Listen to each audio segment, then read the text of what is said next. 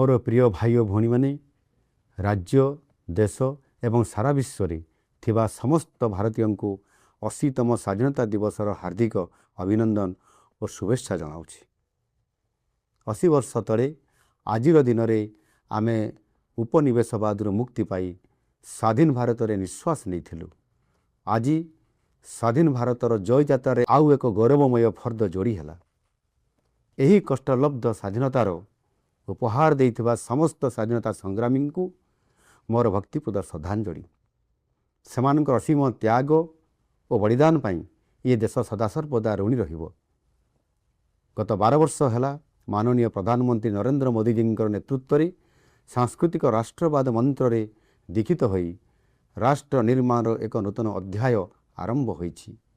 आसंतु मिलीमिशि गढ़िबा सुंदर सशक्त विकसित भारत तथा एक समृद्ध ओडिशा। आज यही शुभ दिन में वंदे मातरम गान करी सगर्वे घरे घरे तिरंगा उत्तोलन करंतु। जय हिंद, वंदे मातरम।